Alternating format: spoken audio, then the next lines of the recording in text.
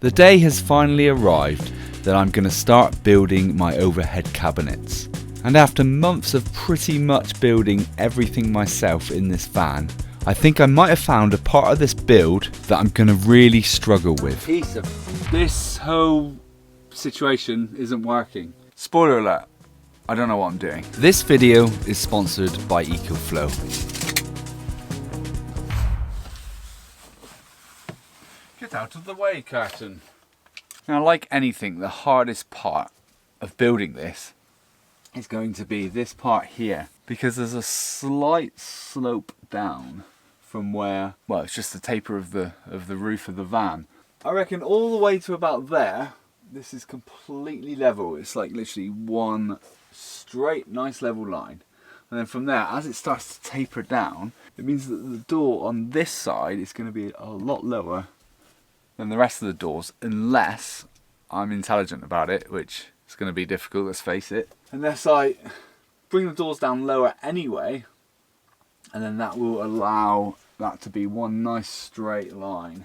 But without worrying too much about the doors for now, the first thing is building the frame. And how I'm going to make it level is I'm going to measure off the floor to this point here, and whatever that measures at, I'm going to run a piece of string all the way to the back of the van here, and I'm going to measure the same distance up and then attach the string on that side, and then I'll know that that piece of string will be level from that side to that side. That's the theory anyway.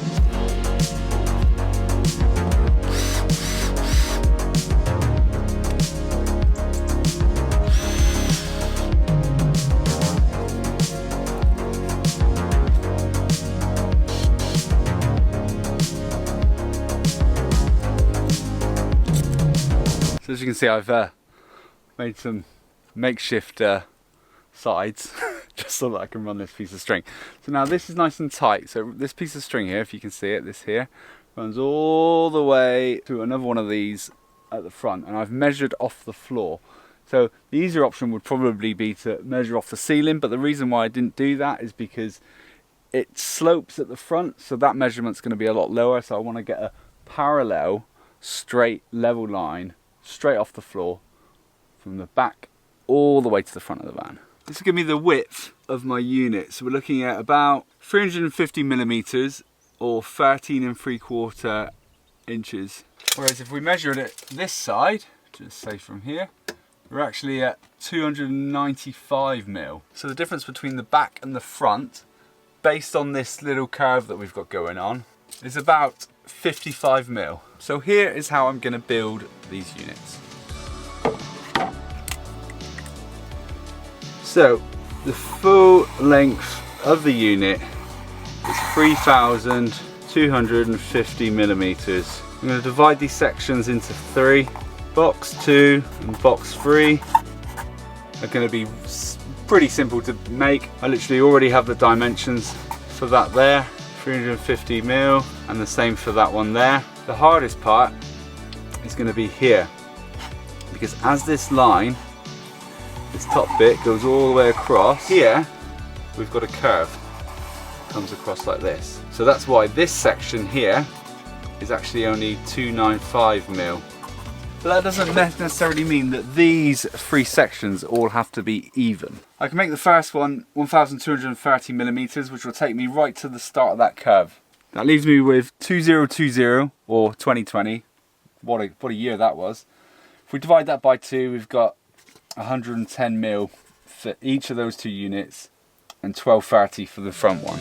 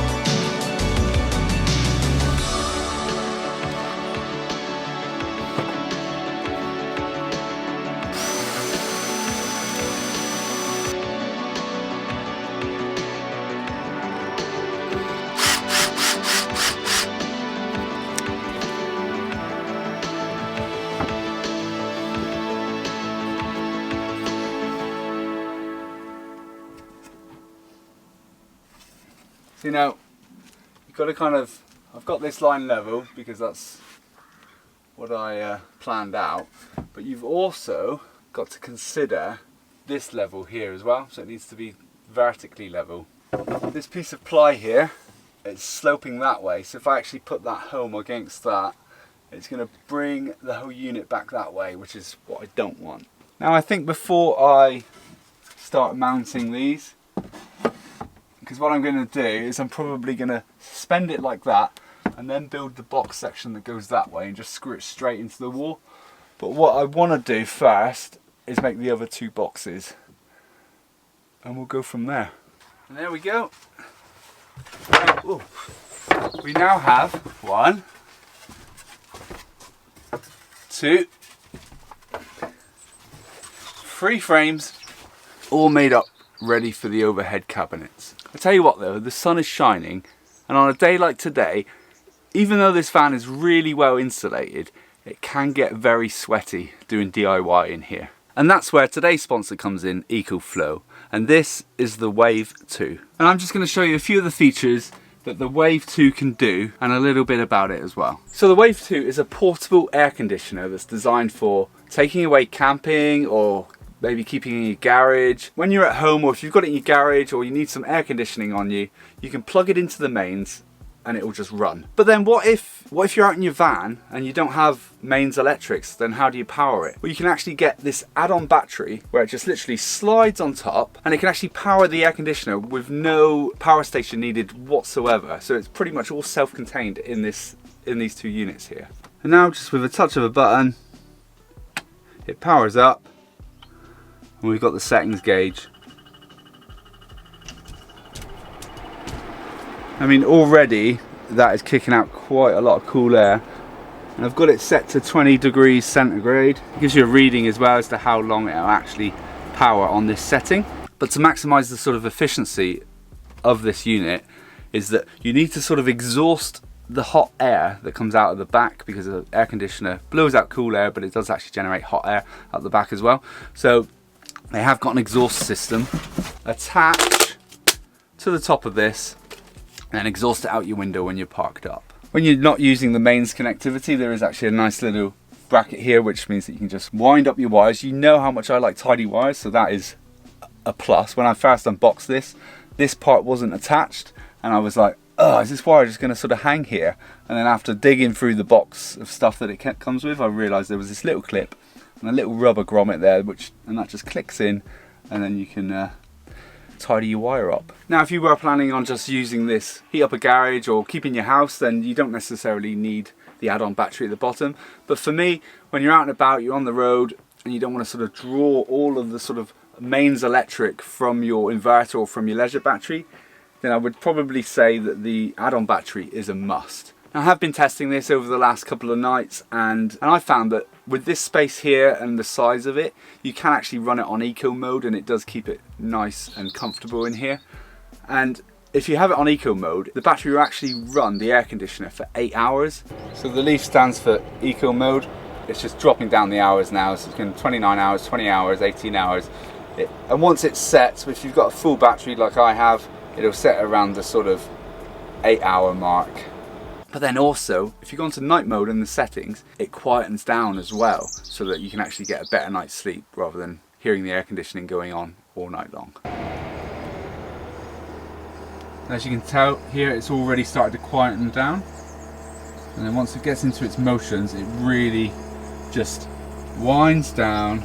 And I've had it on night mode overnight while sleeping in the van, and I barely even noticed that it was on. But to be fair, I didn't run it for the full 8 hours because I actually woke up in the night quite cold, so I had to end up turning it off. And to change the settings, you just press the M button here, and then we can go into max. I mean, under the max mode, you are going to lose a lot of time on the battery, but to be honest, unless you're living in like Australia or anywhere like that, I really don't think that you need to have it on max. The eco mode was plenty enough for me. I've also been using the Ecoflow at home. We've had some of the hottest weather for September over the last couple of weeks. And having a baby, there's absolutely no way we would have been able to make it through the night in that heat without the Wave 2. It's a bit cold. involved. Now, I appreciate what you're probably thinking. It is September, we don't have a lot of time left of summer, but this does actually double up as a heater as well. Now when you turn this from air conditioning mode to heat mode, it does actually change the light on the front from blue to like a yellowy orangey colour. So if you're starting to look for alternatives from a diesel heater to heat your van, this I would say is a very good alternative. Now, like anything that Ecoflow does, it's all usable via their app. So you can actually connect the Wave 2 to your app when you're in bed, so that if it does get too cold, rather than get out of bed to turn it off, you can literally just control it through the app. Now you can save up to £900 from the 15th of September, and if you check out the links in the description and use my code, you'll get an additional 5% discount as well. Thank you to Ecoflow for sponsoring this video. See, now this is the bit that's going to be a little bit difficult. I can get this, I know that this is level now along this line here, but I've also got this level here as well. So what I'm going to do is I'm going to level it off the worktop up. So here's how I'm going to level off this worktop, right? Square on the worktop like that, spirit level. My dad taught me this, by the way. I don't know if I'm doing it right, but I'm following his instructions. Spirit level across the square, so now I know that even though I'm not on a flat surface, this car park is slightly at an angle. So now I know that that is 90 degrees up from the worktop. So what I've done, I've put a little bit of tape on the spirit level just here, just so that I know that when that bubble is touching that bit of tape, that's 90 degrees square off this unit, even when I'm up at the top. So in theory, it's foolproof, but in reality, I'll probably mess it up. So now, if I move that to there, I know that from there, that is level.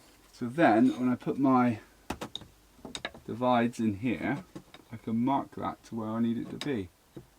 So that one's really not far off. So I mean, I didn't actually plan that. I didn't cut that to the right size. It's just an off cut of wood that I had. But it fits perfectly, so I might as well use it.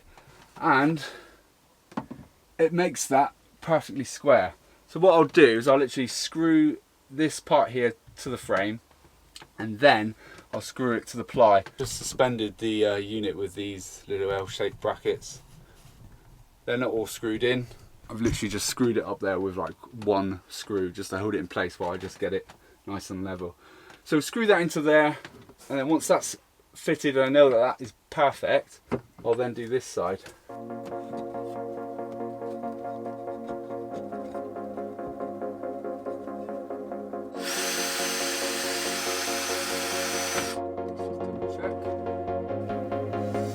It's pretty solid. That's the first bit up. Put a little middle support in here as well, just to stop this bottom beam from sort of bowing back in on itself.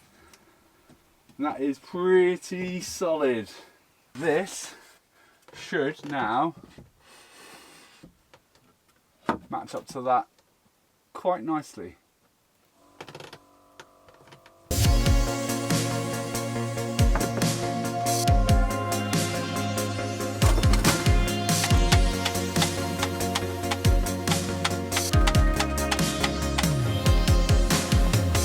Do you know what?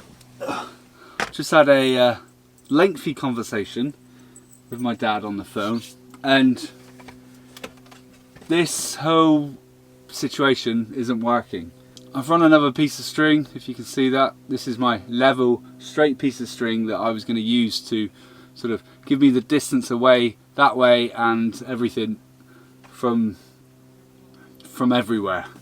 And I'm miles out. I'm absolutely miles out. I now understand why people don't ever do like a really long cabinet from one end of the van to the other, because it's just too difficult. You always see it, they have a bit of a cabinet there, and then there'll be a gap, and then there's like another bit of this side. And that's the reason, I reckon, because it's just too difficult. I am going to continue to build this. It's not going to be level, it's not going to be straight. I probably won't be happy with it when it's done. It's the timing of everything, you know? I've just not got time to be faffing about with this. anymore. I just need it finished now. This fan is winding me up. It needs to be finished. And I don't want to rush the end. I don't want to rush it at the end. You know, I've done so much work to this van. I'm going to build this cabinet. If it looks really off visually to me, then I'll just have to rip it out and do it again, or get someone else to do it. But for the moment, I'm just going to build it and see if I can live with it as it is. But it's like my dad was saying, if it's not square, the doors, when the doors go on, it's going to look horrendous. So I guess we'll just have to wait and see. I mean, from a distance, I think it looks fine. It's just when you're up in bed and you can kind of see that is completely level, and that there is higher on that side than it is on that side.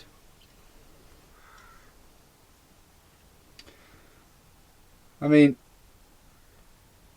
yeah, it all just depends how bad it looks when I've sort of got some like ply underneath it, because obviously if it's starting to warp or anything like that, or when the doors are up, if it looks shocking, I'm just gonna have to rip it down. But if you see this bit of string here, this is where the unit should come down to if it's perfectly level with the front. So I don't understand how I got it so far off. I think it's because I made all these units the same size and I only scribed the front, and you can see here that I've actually had to sort of scribe it up there as well a little bit just to get it on that curve. But what I probably should have done is not scribed it and not cut it, and then just sort of dropped it and then tried to follow that line. The problem is, what I need to do is not let it bother me. But it is going to bother me.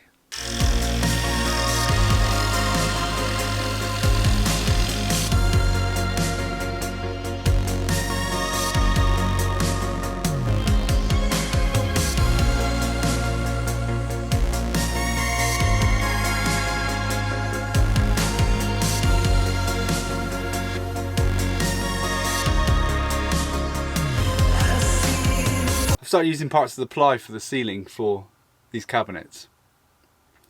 Always recycle your wood.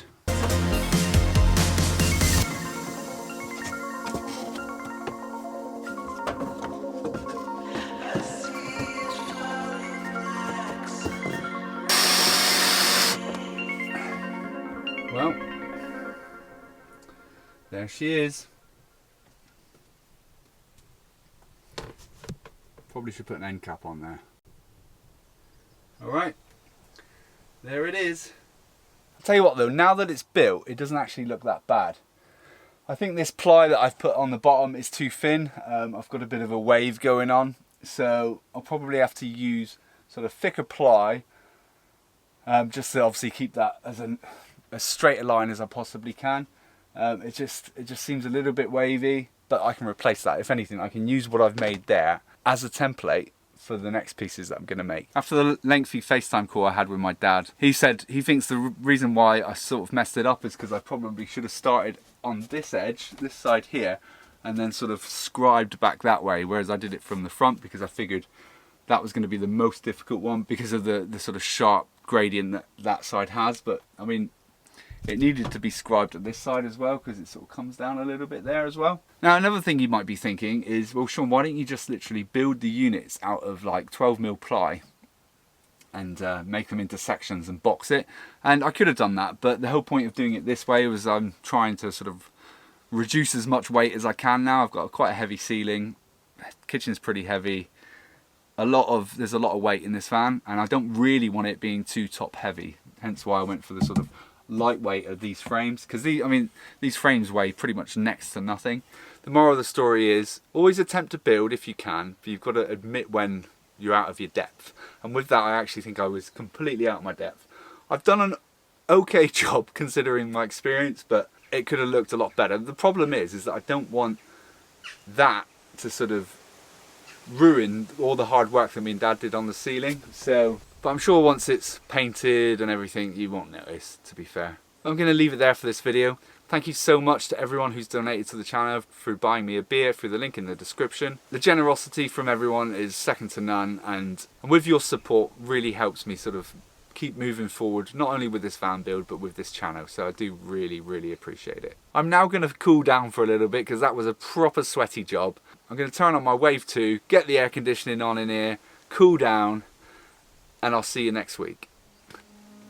Cheers!